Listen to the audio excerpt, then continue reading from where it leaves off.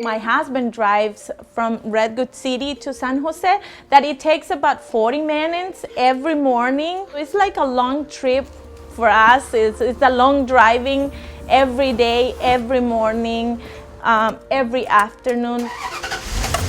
We have now my kids, Daniela and Deborah. We have Kayla, and we're going to march to pick up 3 kids, and then we're going to stop on Summit Denali, and after that we're going straight to Discovery Prep. I do this every morning for the last 3 years. We just thought that something was wrong with the school system. And after looking for more choices, we find out Rocketship. The school opened my eyes, and then we realized that we really need that choice in our community. We don't have this type of schools in Redwood City. Some of them hear from the teachers. You are 8 years old, but in the future you can do anything because you are very behind. So that's not fair to say that to 8 years old kids. I see the stories really sad, but sad, incredible. So I say myself and my wife, you know what?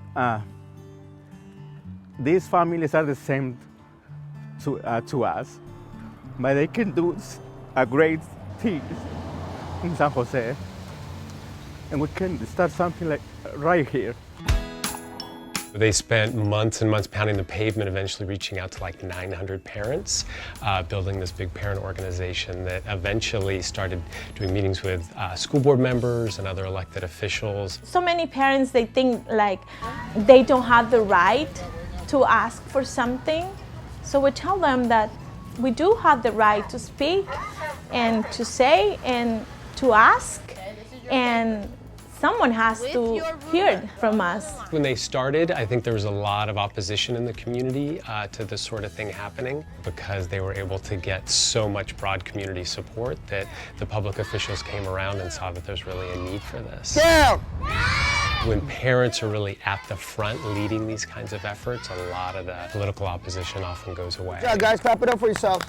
They brought out a lot of people to really tell their story and to impress upon elected officials and school board members what they perceived as the needs of the community that were not being met. We gathered the official electeds and the district, some of the district board too, and we gathered all the families. More than 300 families came to this meeting in the community center, something that it was never happened in Redwood City. It happened that day. The vote was a pretty tense moment. We felt like we were going to squeak through, and we didn't really see the unanimous vote coming.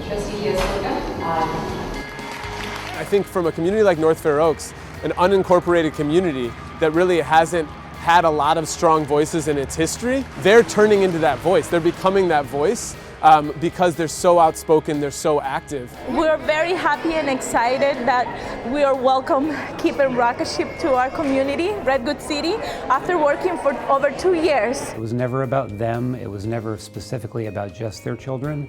It was about bringing more choice to the community and creating something that would continue year after year after year and serve more and more children over time. The future of our children is undoubtedly on a different path because of the work that you put in day out. And I'm so thankful for you, and I look forward to years of working together to make sure that our kids have the futures that they deserve. This is something that you can't do it by yourself. You need more support from other parents.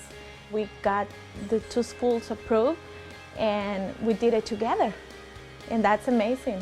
And thanks to all the families, because we couldn't have done this without them.